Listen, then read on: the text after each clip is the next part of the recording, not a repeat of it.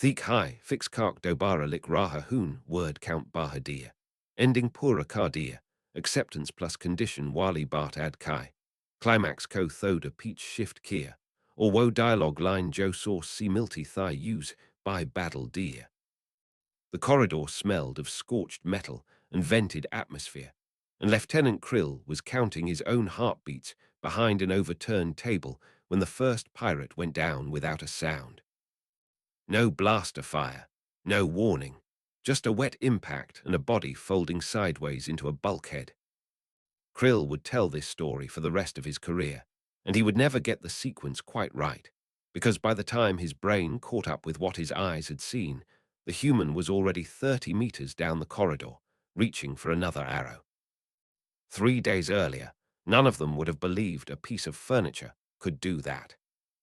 Commander Vex 90 had run enough combat drills to recognize the smell of an exercise about to go sideways, and this one had all the markings. Cadets too quiet, Krill's hand drifting to his sidearm every few seconds, and at the center of the tactical room, a single human sitting with the stillness of someone who already knew how the next 10 minutes would go. Today, Vex 90 told the assembled cadets, four eyes sweeping the room, we test weapon improvisation under time pressure. Standard classroom materials, 10 minutes. Marcus Kane stood, cracked his knuckles, and walked the room's perimeter like he was pricing furniture at an auction. He tested a chair joint, knocked twice on a desk panel. Reinforced polymer, he said, to no one in particular. Somebody built this to last. Then he snapped a desk leg clean off with his bare hands. The sound was flat and enormous, and half the room flinched. Cadet Fenn's tentacles curled tight to her body. He's breaking Academy property, she hissed. Watch him, Vex 90 murmured back. What followed wasn't destruction so much as autopsy. Marcus peeled a chair apart at hidden. Seems the manufacturer had never meant anyone to find. Pulled a web of flexible support struts from beneath the seat cushion and stripped the polymer shell off the broken desk leg to expose a composite core underneath. Every motion looked rehearsed, though nobody in that room believed he'd ever done this before. Someone engineered this chair properly, he said, almost admiring. Whoever it was should get a medal. With 3 minutes on the clock, the composite core had become a bow stave. The support struts had become a string, woven in a pattern that made two of the engineering cadets start scribbling notes. When Yix, mandibles clicking in disbelief, declared it impossible to make a working bow from classroom junk, Marcus offered him a wager, his tab at the officers' club against a semester of tactical write-ups, and kept shaping arrowheads out of scrap composite without breaking rhythm. At 0, he stood with a bow that looked disturbingly finished and 3 arrows that looked worse. Target, he asked. Vex 90 pointed at a combat dummy 50 meters down the range. Marcus drew, released, and the first arrow buried itself through the dummy's torso and into the wall behind it with a crack that made Krill's ears ring. The second landed a hand's width off center. The third split the gap between them. Nobody in the room made a sound for several seconds.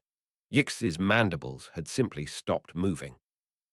Basic physics, Marcus offered, lowering the bow, and a childhood in a place where there wasn't much else to do.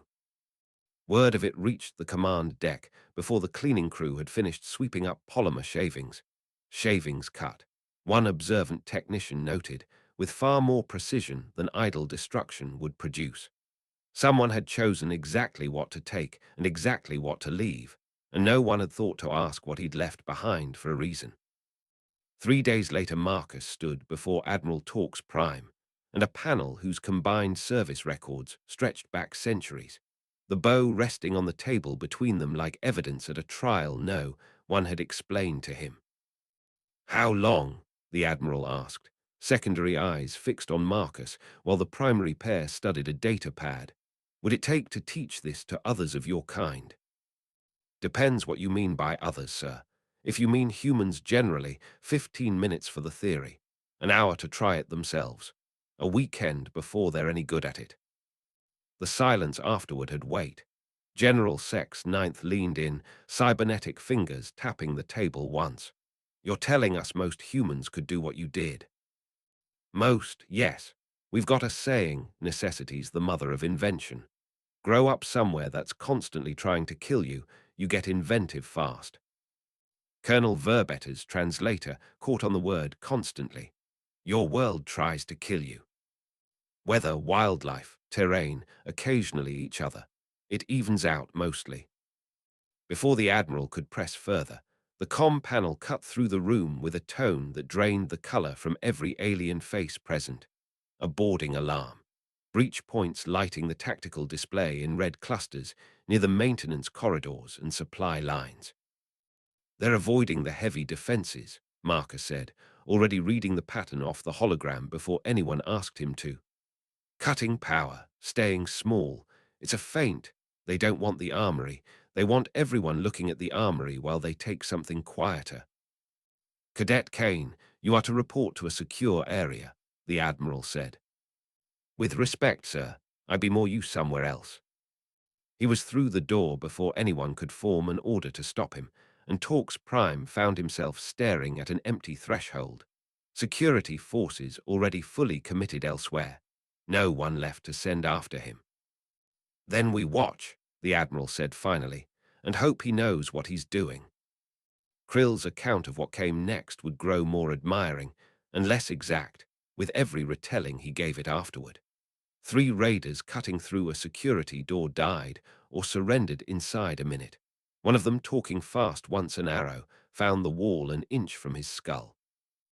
Deeper in, Marcus found Krill's team pinned by crossfire from 2 directions, and solved it by gutting an environmental control panel with his bare hands, redirecting ventilation into a crosswind that fouled the raider's aim while leaving his own arrows untouched.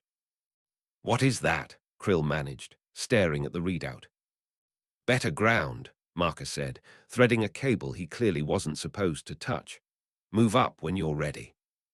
20 minutes later, the corridor was quiet, and the same officers who'd flinched at a broken chair leg were now watching Marcus catalogue captured pirate gear with the calm of a man doing inventory after a long shift. That evening, back in the briefing room, the questions had changed shape entirely. What we don't understand, General Sex Ninth said, is how one cadet accomplished what an entire security detachment could not. Your people follow protocol, sir. They're very good at it. Where I come from, staying alive is the whole curriculum. Nobody hands you a manual first. Torx Prime set down his data pad slowly. I am recommending you for officer training, effective immediately. There is a condition. You will build the training program that brings other humans into this service. Marcus considered it for exactly as long as it took to nod. I accept, sir, though I should mention, for a human, today was fairly ordinary. Limited casualties, minor property damage. We usually have worse equipment to work with. Colonel Verbetter's tentacles knotted at that word. Ordinary. Textbook, really, ma'am. The Admiral was quiet long enough that the room's air recyclers became audible under the silence. When he finally spoke, his voice had gone careful in a way it hadn't been all day. How many of you are there, on your world? Marcus did the math without hurrying. About 12 billion, last count, sir. Nobody in the room said anything for a long time. Torx Prime simply looked at him, primary eyes and secondary eyes both, as though recalculating a number that had no clean answer waiting on the other side of it. Marcus left the panel still smiling, already turning over ideas for a better bowstring if real materials ever came his way. Behind him, the Admiral sat alone with the recovered weapon, running one finger along the crude fletching Marcus had torn from a chair cushion 3 days before. Then he pulled the data pad back toward himself and began the first line of a message that would reach every desk in Galactic Command by morning. The bow still lying on the table between his hands like a question nobody in that room had yet found the nerve to answer.